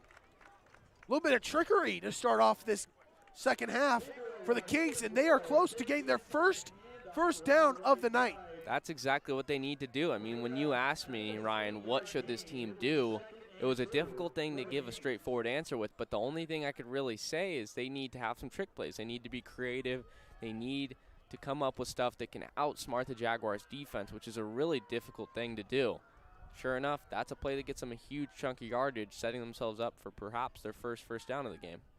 Second down and 2 in Jaguar territory for the first time tonight. Handoff's going to go to Garola, but nope, false start. Not the way to pick up your first down of the game, as that's going to bring them back 5 yards on a false start. Little malfunction from the head ref's microphone, but what he said is a false start on the Kings, making it second down and 7, back in their own territory. Just like that big 8-yard play, not going to have the same impact as it once did, as it's now second and 7. 7 more daunting yards to go, and I say daunting because of how difficult it's been to pick up yardage so far tonight. Looking to throw it. The pass is tipped and fallen incomplete. Koivu looking towards the left side of the field, and that pass is tipped and nearly picked off. Almost picked there, like you said, Ryan.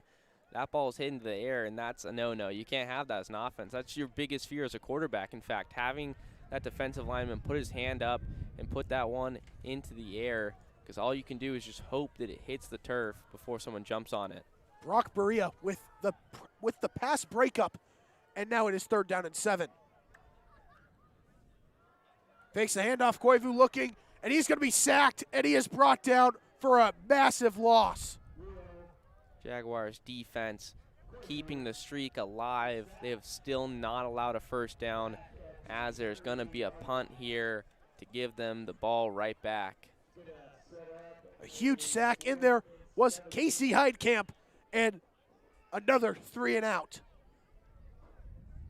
Yeah, I mean, that's a frustrating one if you're on that sideline for Kofa, because they got so close. They were 2 yards away. They could taste it, but the penalty really got them off on the wrong foot and pushed that one back.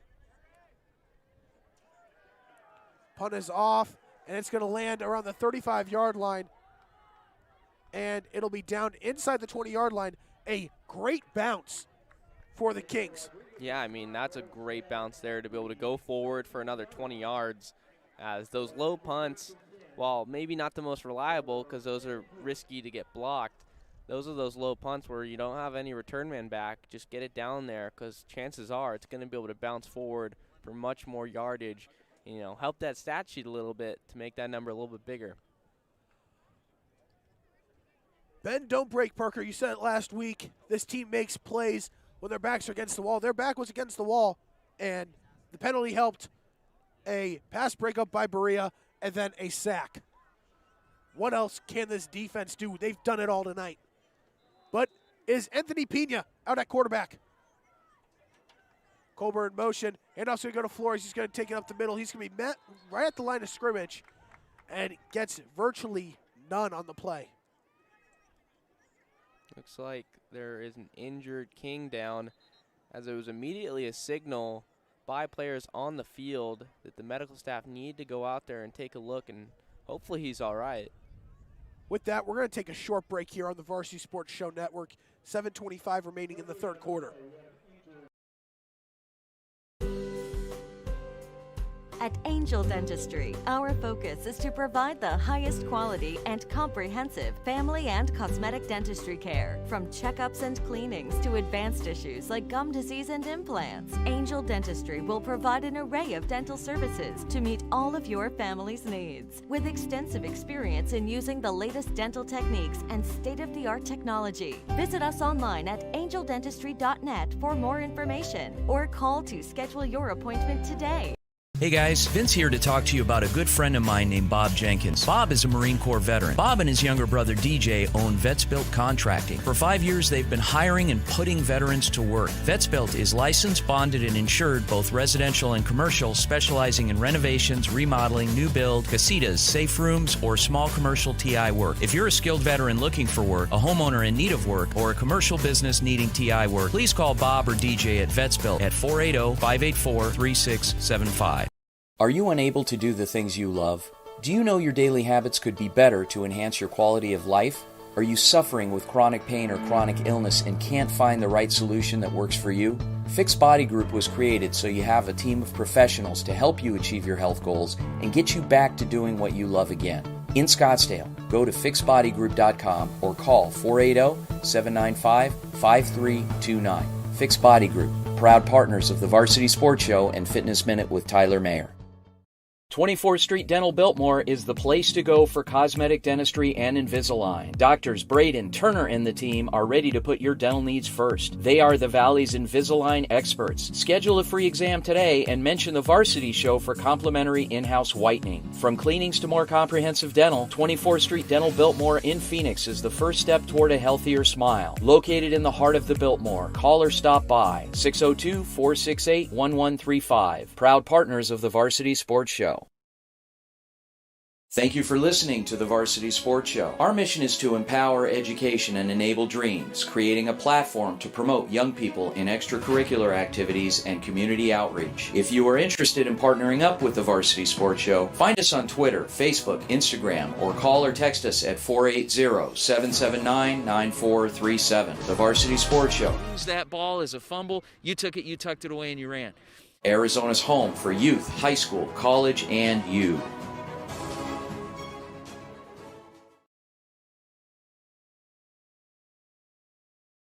We are back here on the Varsity Sports Show Network, where the injured player was able to get up, but is being transported off the field in a cart. Tough loss for the Kofa Kings here. One of their guys up front on the defensive line. Looks like it was number 76, Rogelio Guerra. Second down and 10 for the Jaguars. Handoff goes to Flores once again, and he's going to run up the middle. He's going to get a chunk of yardage on second down. Flores able to pick up positive yards in a big way, setting up short yardage remaining to go pick up this first down, making that 3rd and about 3. 3rd and 2.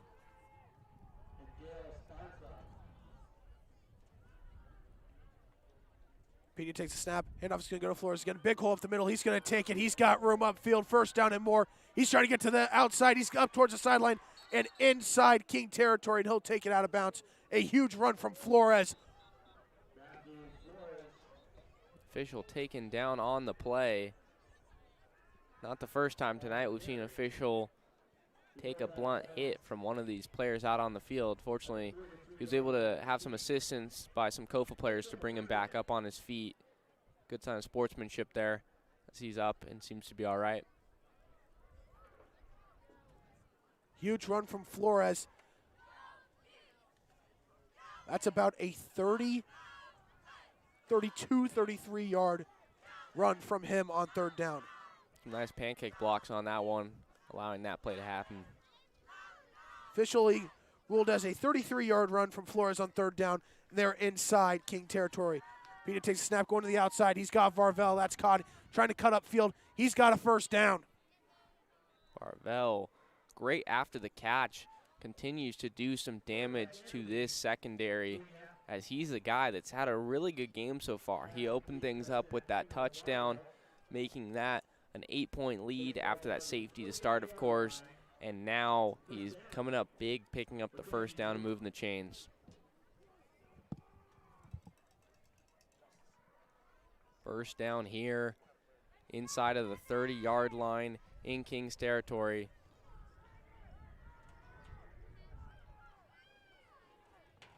Just about 5 minutes remaining in the third quarter. Pena takes a snap, going back out to the outside. He's got Munoz Ramirez, who's taking it upfield, and he's got a first down, but a flag is thrown back near the line of scrimmage, near sideline.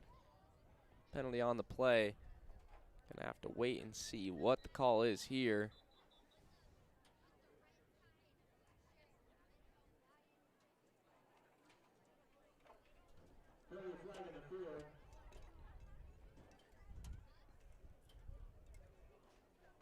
Looks like it might be a sideline warning on the Kings. Yep, that's kind of what I was gathering too, just looking down on the field. And the chains are moving. That's exactly what it's going to be, is a sideline warning on the Kings. It's going to be declined, and that's going to be a 10-yard gain on the screen pass to Munoz Ramirez. More positive yardage, just going in the right direction. That's something that we mentioned about what went well in the first half. Just not many mistakes made by this Jaguars offense. They're limiting the amount of mistakes that they make, leading to penalty yardage. And sure enough, they keep going forward, driving along, trying to extend this lead. First down and 10 at the 18-yard line. Flag is thrown, whistle is blown. And it's going to be offsides called on the Kings. That's going to move it 5 yards up. Clock will keep on running here as Jaguars possess the football and are going to be the beneficiaries of those 5 yards that they're going to be given for that penalty on the Kings. Bring them a little bit closer to that end zone. It's going to be first down and 10 at the 13-yard line. Red zone offense has looked pretty good tonight, especially after bouncing back from that first drive. Pass goes off the hands of Pena, and he can't jump on it. Neither can a King. There's a scramble for it, but the Kings are going to get it. Turnover for the Jaguars. That was a really weird play. Not only just because of the fact that it was a high snap and Pena wasn't able to control it and it went past him, but just the fact that him and a teammate were just staring at each other. They weren't sure who was going to jump on it almost, and in those situations you kind of just both have to try and help each other out, whether it's blocking someone else from getting to it so that your teammate can get it or the other way around. And that's going to give the ball right on back to the Kings. 3:27 remaining, looking to pick up their first down. That's really the first huge miscue we've seen from the Jaguars tonight.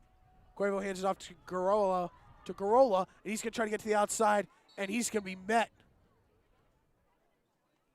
Jace Carrasquillo with the tackle along the sideline, and that's not going to get really anything, maybe a yard or two. Yeah, they were able to chase him down there.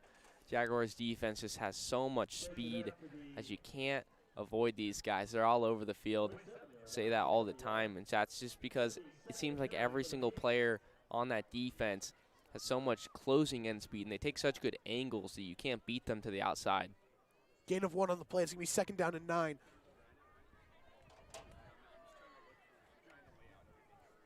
Two receivers to the left, 2 to the right. Garola in the backfield behind Cuervo. He drops back to pass. Looking over the middle of the field, and it's dropped by Rodriguez. And that's going to bring up third down and 9. That would have been first down yardage if completed. Unable to haul that one in and come up with the catch there, and that's just been a common theme in this one. They haven't thrown the ball too many times, and it seems like even when they have, it just hasn't resulted in anything positive. So you can almost kind of understand why they're running the ball so much. But it's a situation where you're down big in this game. It's a running clock. You really got to just try and make the most of it. We say this all the time with teams that are down big. that's really all you can do. This is a learning moment for this team. See if Kofa can try and get something positive. 3rd down and 9. Cuervo takes a snap looking downfield, and he's going to be hit, and he's going to be brought down. Running for his life out there. Trey Guerra. Trey Guerra, you know, we like to call his name a lot on the offensive side of the ball as he's able to make so many different plays. This time on the defense, as he's able to wrap him up and force that 4th down, as there's going to be another punt here, giving that ball right back to the Jaguars offense. Again, no returner is back for the Jaguars. Punt is off. And it's going to take another great roll for Kofa, and it's going to stop around the 30-yard line, and that's where it'll be downed. And here comes the offense for the Jaguars with the clock still running. We are under a minute remaining in this 3rd quarter. Yeah, clock's still running. By the time the offense takes the field, this clock looks like it's going to expire, and that'll be the end of the quarter. Might not even get ready and go out into the field with the huddle, anticipating a snap because this one's going to come to an end. With the running clock in insanely quick 3rd quarter here at Kofa High School at Irv Palick Field. And the offense is just taking the field with 20 seconds remaining in the quarter.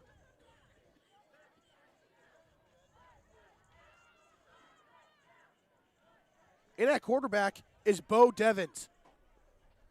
We're seeing it all tonight. A lot of different faces out there able to get their chance. See what Guerra they can do. in motion.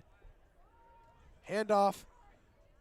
And it's going to be taken for about a gain of 9 on the play, and that's Demarion Shepard. And that's going to end the 3rd quarter of action. Looks like that was enough for a 1st down from Shepard. When we come back, it'll be the final 12 minutes of play here at Kofa High School. Jaguars lead 42-0.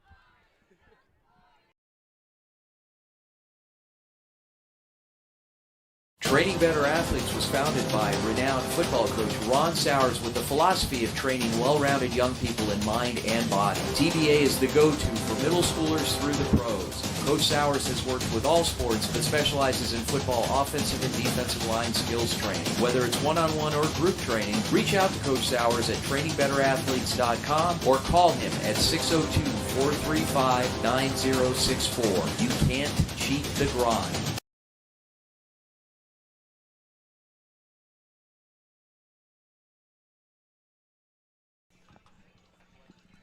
We're back here on the Varsity Sports Show Network, the home of Canyon View football, and a dominant performance. I'm trying to think of other words to say because it's getting redundant how we keep using that word, but that's the only way to describe their performance tonight as they lead 42-0 after the first 3 quarters. Parker, backups are now in. Bo Devins, sophomore quarterback, is in for this final quarter of play. What do you want to see from him throughout his limited opportunities with the running clock? Well, I mean, it's all just about making the most of your opportunities. We hear this said by guys, just go out there, give it your all, and see what that ends up at the end of the day. Devins takes a snap. He's going to hand it off to Shepard, who's got room up the middle of the field. He's trying to get to the outside. He's got room downfield. They're trying to chase him, and he's using his speed, and he's going to be brought down inside the red zone. Shepard, such a talented runner. I mean, anytime you have him in the backfield, he's electric. He's able to make guys miss, use that speed that he has, and we just don't see him there too often because of Matthew Flores being such a quality running back. But, I mean, whenever he does have the opportunity to get a rushing attempt, he really does make some excellent plays. It's going to be 1st down and 10 at the 18-yard line. A 41-yard run from Shepard. Devins takes a snap, fakes the handoff, but a flag is thrown.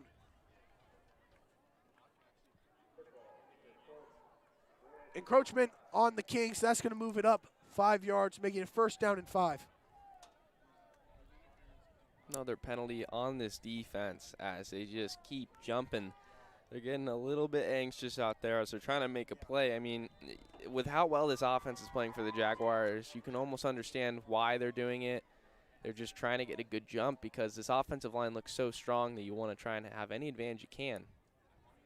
Handoff. is snuffed out right away. There's Matthew Sarzosa on the carry, and he does not get anywhere on the play. Tackled by that Kofa defense, which has looked a little bit better as this second half has gone on. It's been a rather quick second half, so less time on the clock with it not stopping here and there to give more chances for this Jaguars offense to put more points up on the board. But they're getting close, though. They're driving. 2nd and 5 at the 13-yard line. Guerra in motion, and a flag is thrown.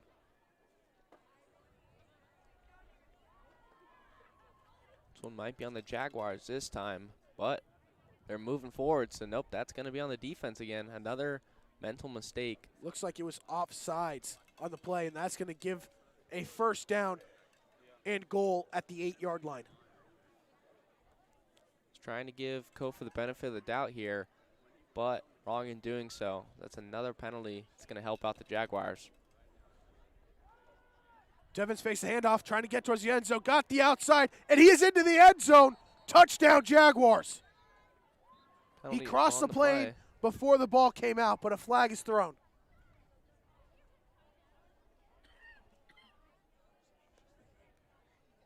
Hold on the offense. This one's coming back. That's going to be a hold near the goal line called on the Jaguars. Could have been Bo Devins' first touchdown of his varsity career, but it is called back.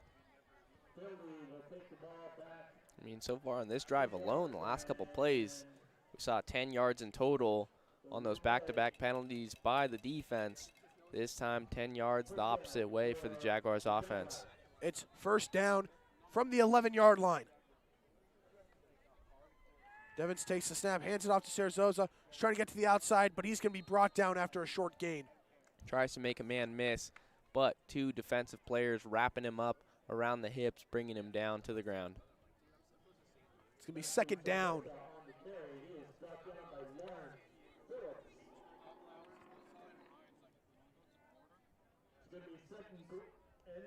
Under 9 minutes remaining in the game. It's going to be second down from the 10-yard line. Goal-to-go situation here. Kings defense trying to hold them off here. Jaguars offense knocking at the front door. Devins faced the handoff, and he's going to be hit. Looks like for a loss.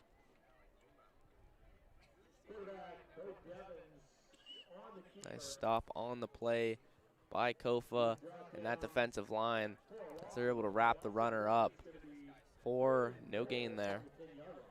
No gain. Third down and 10 from the 10-yard line. Goal to go here under 8 minutes remaining in the game. Jaguars looking to add on to their lead. Sarzosa still in the backfield alongside Devins. Devins takes a snap. He hands it off to Sarzosa, who shakes the defender, and he is into the end zone. Touchdown, Jaguars. The lead is now extended. It took a little bit of time. It was the longest stretch that they had gone in this game without scoring, and so those are the only points of this second half. But they're able to get it done as they knock up 6 more points up on the scoreboard.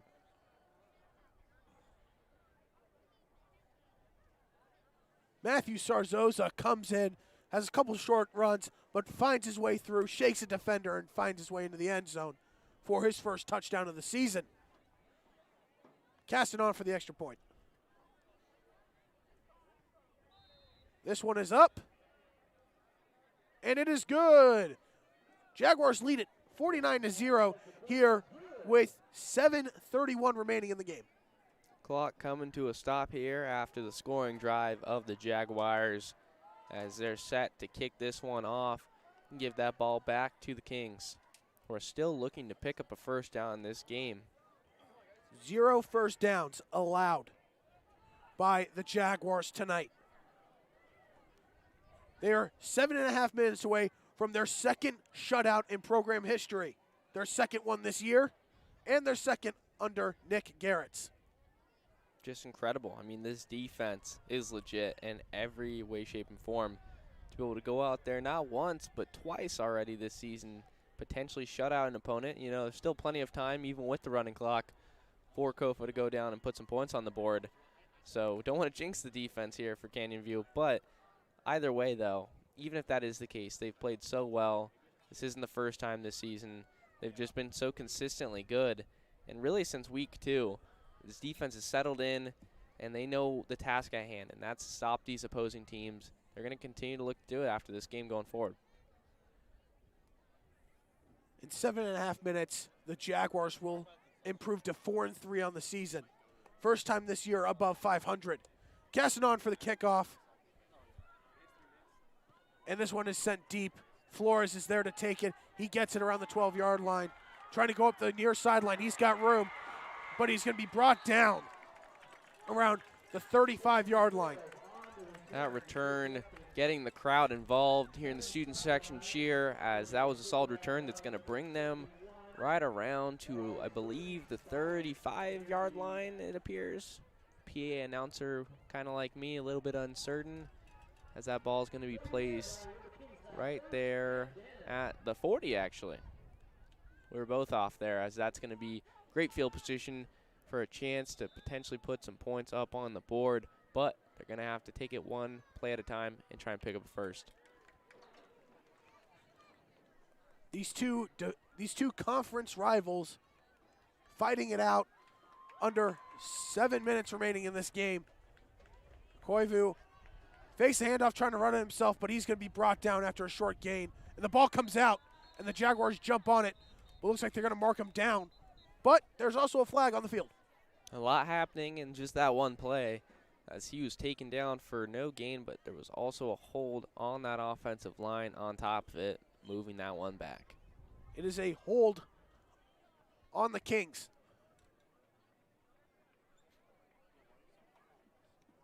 The clock has stopped for some reason.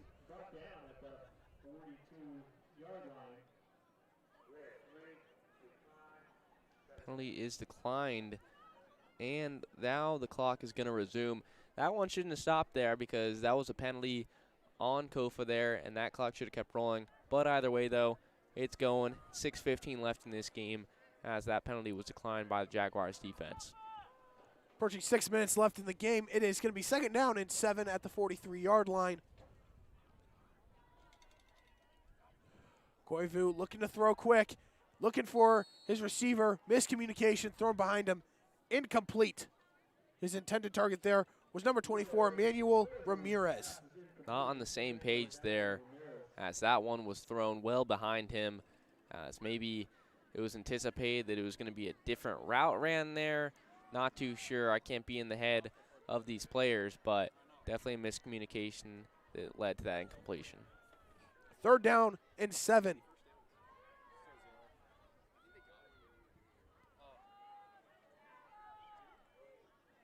Looking towards the right side. That pass is going to be caught by Rodriguez Suarez, but he is short of the yard to gain, and it's going to be 4th down and short. Looks like the offense is going to stay on the field here, as they are going to look to get their first down of the night. Yeah, I mean, talking about first, they just got the first completion of the night there, as that's going to make it 4th and about 2 or 3 yards left to go. It's a golden opportunity to pick up that first down that they've been desperately looking for all game long.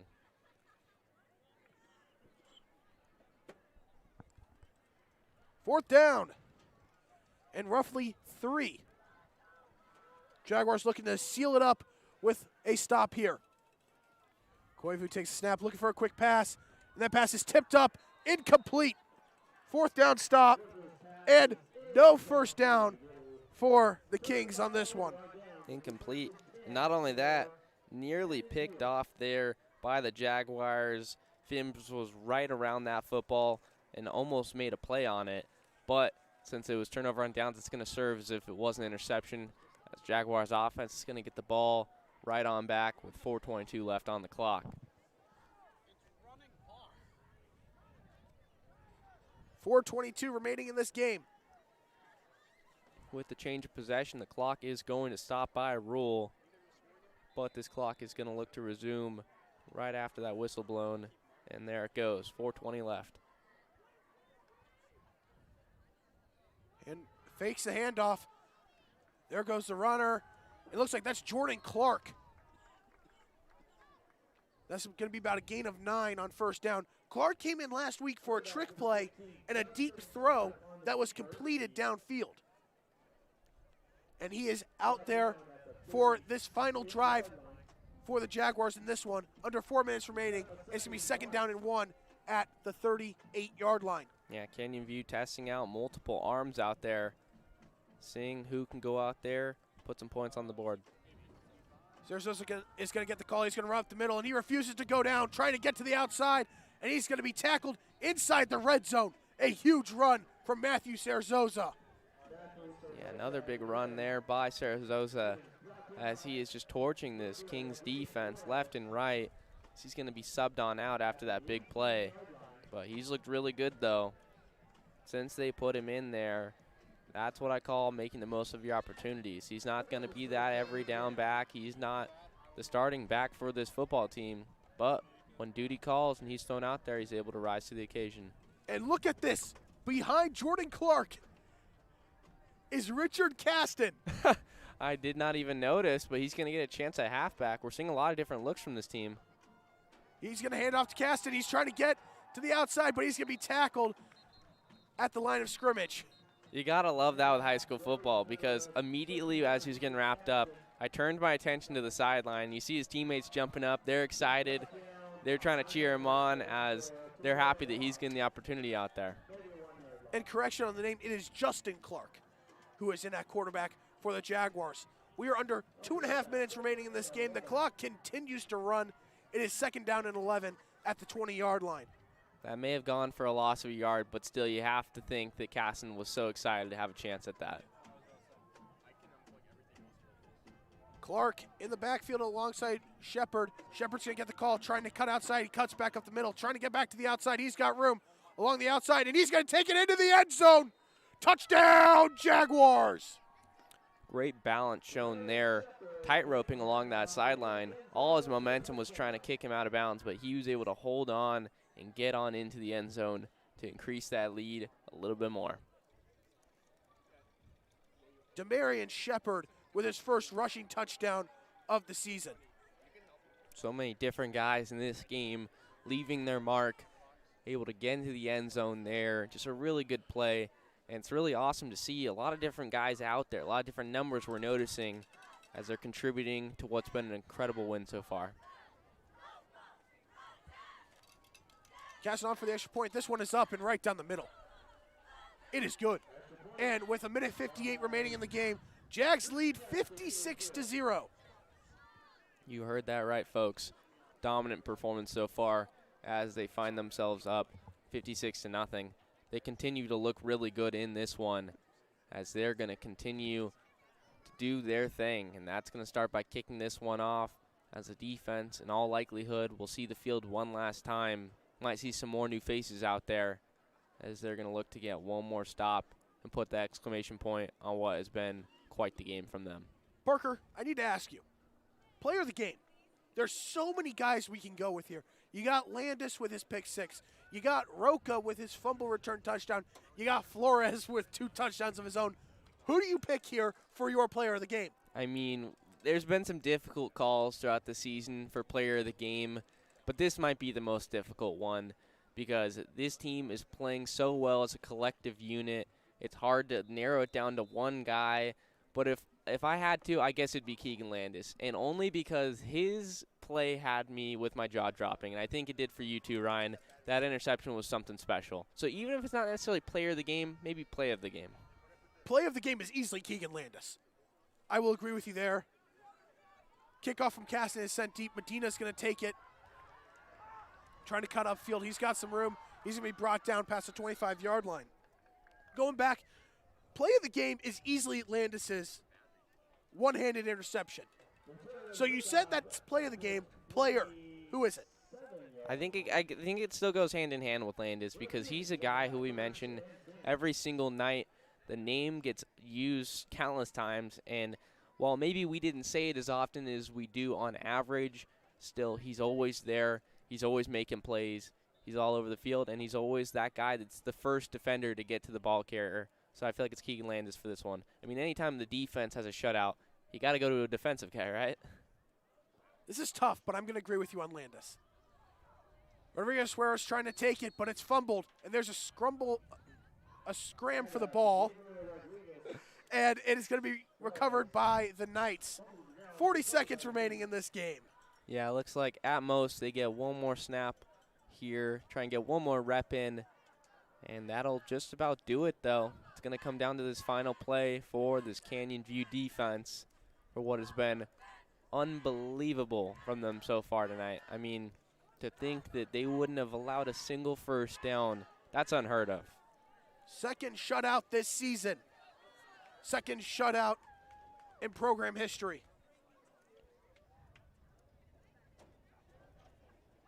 Snap. The throw is completed. And there goes Rodriguez Suarez, and he's going to be brought down, and that's going to end it. I had to cut you off, Ryan, because that was the first down. So, unfortunately, the defense didn't hold on to that record, but they did get the shutout, though. And that's such a minimal thing, though. I mean, if you ask Coach Garrett, I don't even think he had noticed that that was even a possibility. All he was focused on was how well this team played. And it's just really incredible how well they did play, because at every single level, whether it was the defensive line putting pressure up front, whether it was the linebacking core with guys like Keegan Landis, who we mentioned, getting to ball carriers, or that secondary breaking up passes with McClellan, they played phenomenal all game long. The Canyon View Jaguars have improved to 4-3 and are above 500 for the first time in the Nick Garrett's era, and they have now won 3 games in a row. Their second shutout of the season. Anthony Pena gets a win in his first career start, and the Jaguars have found their rhythm and are clicking on all cylinders. The team is hot right now. There's no way around it, Ryan.